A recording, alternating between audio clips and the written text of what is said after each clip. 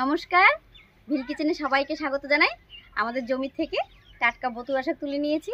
বতুয়া শাকটা রান্না করব, আর সঙ্গে থাকবে শোল মাছের লাল ঝোল রেসিপি, জ্যান্ত শোল মাছ। আপনারা প্রথম থেকে শেষ পর্যন্ত সঙ্গে থাকুন, আশা করছি খুব ভালো লাগবে।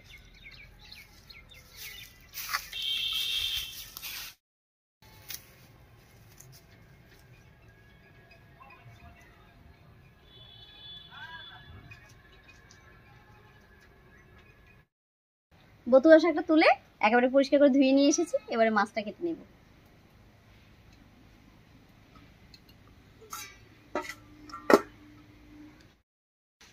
বতুয়া শাকটা দারুণ তো। হ্যাঁ, একেবারে কচি। হ্যাঁ, দারুণ হয়েছে, সবুজ কালারটা। শাকটা তো ভালোই দেখলেন, তবে মাছটাও কিন্তু খুব টাটকা, আজকেই ধরা পড়েছে জালে। একেবারে জ্যান্ত মাছ। মাছটার কালারটা দেখো, কি দারুণ কালার।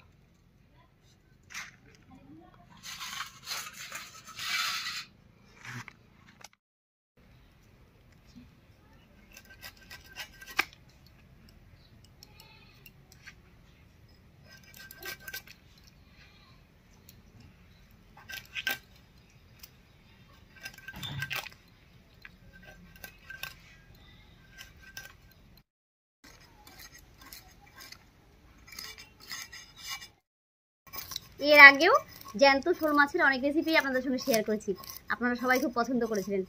আশা করছি আজকের এই রেসিপি দুটো আপনাদের খুব ভালো লাগবে।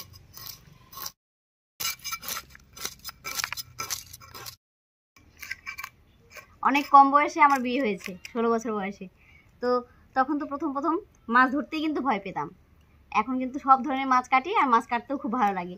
বিশেষ করে এই শোল মাছটা এরকম আঁশ ছাড়িয়ে টুকরো করলেই হয়ে যায়, আর টুকরো করতেও খুব ভালো হয়, পিসগুলো খুব ভালো হয়।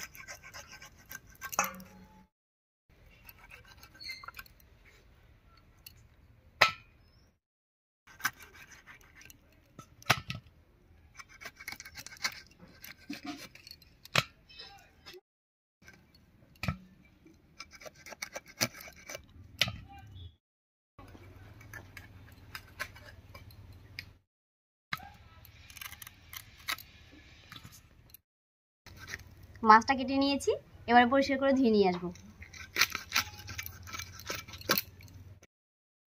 এই তো, এই দেখ কুমিরের মাথা দিব। কুমিরের মুখ দেখি, কত বড় শোল মাছের মাথা, কি অবস্থা না? সত্যি কুমিরের মুখের মধ্যেই লাগে দেখতে, দেখো। হ্যাঁ, মাছটা কেটে ধুয়ে একেবারে পরিষ্কার করে নিয়ে এসেছি। আর এখানে আমি ফুলকপি, আলু আর একটুখানি পেঁয়াজ কলি কেটে নিয়েছি। আজকে মাছটা কিন্তু দারুণ করে রান্না করব। এবার উনুনটা জ্বালিয়ে নিই।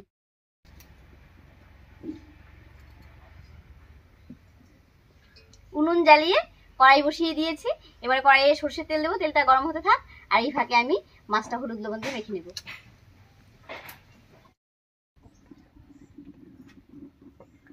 একটু বেশি করেই তেলটা দিলাম, এই তেলেই রান্নাটা করে নেব।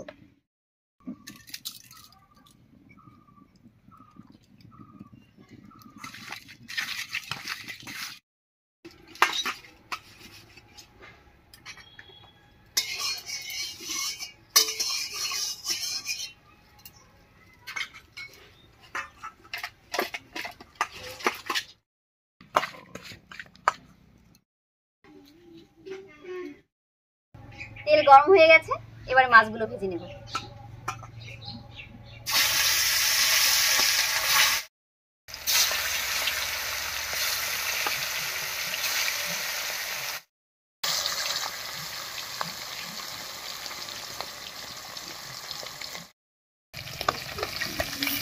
জ্যান্ত মাছ বলে মাছগুলো দেখুন কি সুন্দর ফুলে ফুলে গেছে।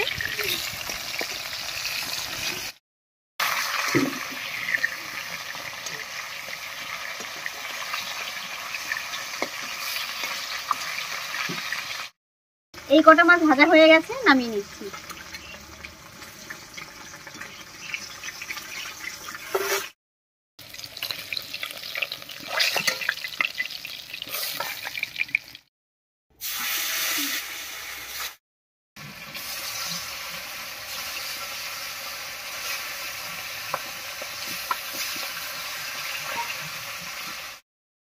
সবগুলো মাছ ভাজা হয়ে গেছে, এবারে নামিয়ে নেবো। আর নামানোর পরে যে তেলটা হবে এই তেলে ফোড়ন দেবো। আর ফোড়ন দেবো শুধুমাত্র গোটা জিরা দিয়ে। গোটা জিরা, জিরাটা ফুটে গেছে, এবারে কেটে রাখা ফুলকপি আর আলুটা দেবো।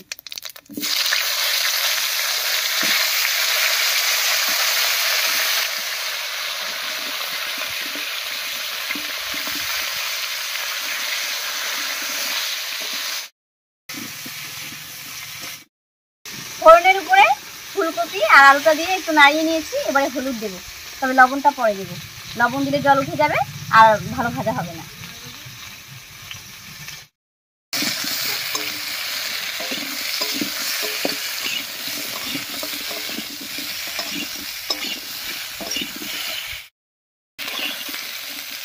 ফুলকপি আর আলুটা বেশ ভাজা ভাজা হয়ে গেছে, এবার এর মধ্যে দেবো পেঁয়াজ কলি।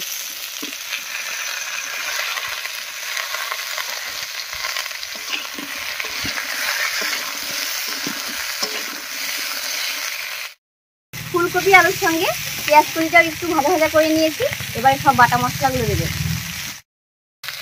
দিয়ে দিচ্ছি 1 চামচ মতো শুকনো লঙ্কা বাটা, 1 চামচ জিরা বাটা, 1/2 চামচ মতো আদা বাটা, আর দিয়ে দিচ্ছি 1 চামচ ধনিয়া বাটা। এবারে খুব ভালো করে মিশিয়ে নেব।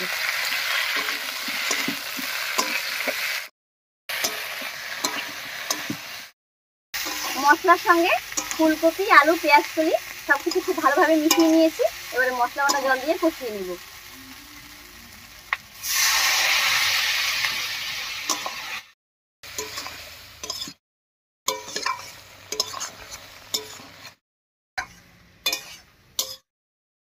মশলা বাটা জল দিয়ে খুব ভালো করে কষিয়ে নিয়েছি, আর দেখতেই পাচ্ছেন সব সবজি থেকে তেল ছেড়ে দিয়েছে। এবারে এর উপরে দেবো লবণ, স্বাদ মতো লবণ।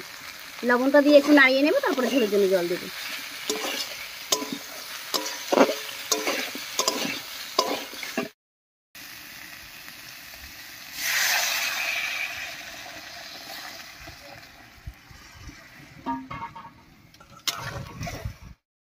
এবারে ঢাকা দিয়ে বেশ কিছুক্ষণ রান্না করে নেব, আর এতে করে ফুলকপি আলু সেদ্ধও হয়ে যাবে আর ঝোলটাও বেশ জাল হয়ে যাবে।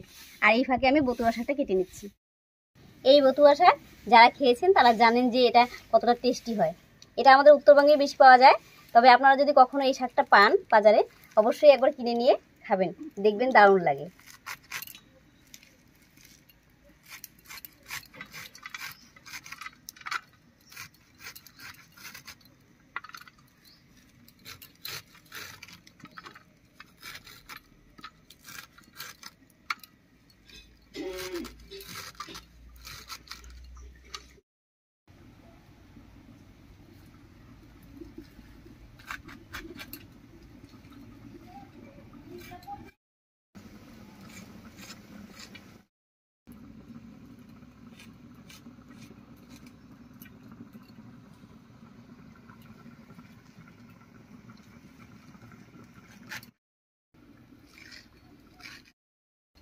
এখানে কিন্তু অনেকগুলো শাক দেখা যাচ্ছে, তবে এটা রান্না করলে কিন্তু অনেক মিলিয়ে যায়, একদম অল্প একটু হয়ে যাবে।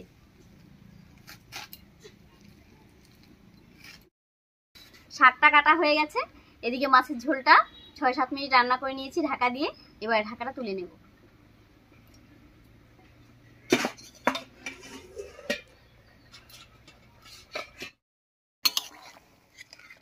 মাছের ঝোল জাল হয়ে ফুলকপি আর আলুও খুব ভালো করে সেদ্ধ হয়ে গেছে, এবারে ভেজে রাখা মাছগুলো দেব।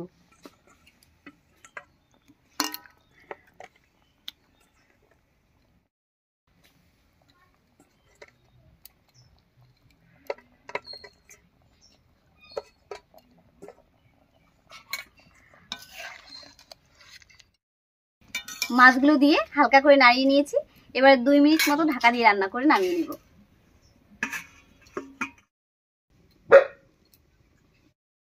শোল মাছের পাতলা লাল ঝোল একদম রেডি হয়ে গেছে, এবারে ঢাকা খুলে নামিয়ে নিচ্ছি।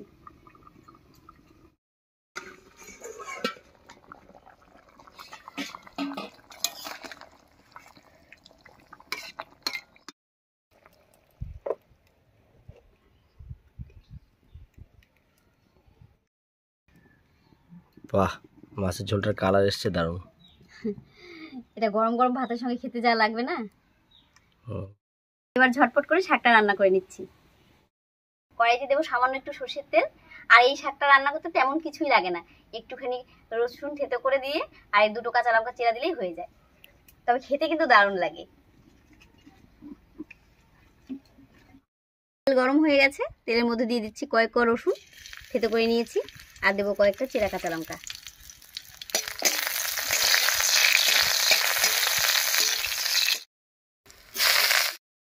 রসুন আর লঙ্কাটা বেশ লাল লাল করে ভেজে নিয়েছি, এবারে শাকটা দিব।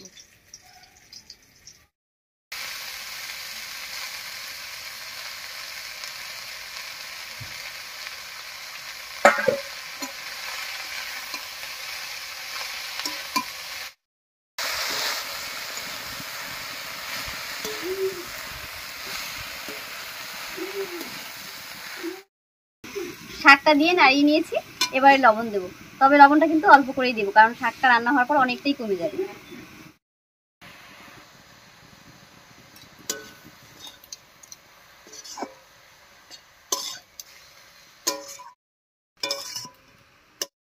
লবণ দেওয়ার সাথে সাথে দেখুন প্রায় অর্ধেক হয়ে গেছে। তবে পুরো রান্না হওয়াটার পর দেখবেন আরো অনেকটা কমে যাবে। লবণ দিয়ে নাড়াচাড়া করার পর বেশ অনেকটা জল উঠেছিল, তো জলটা আমি আস্তে আস্তে জাল করে শুকিয়ে নিয়েছি। শাকটা রান্না হয়ে গেছে, এবার নামিয়ে নেব।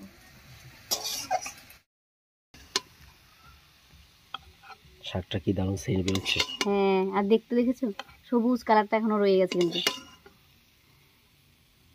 গন্ধেই খাওয়া যায়। আমার তো খুবই প্রিয় এই শাকটা।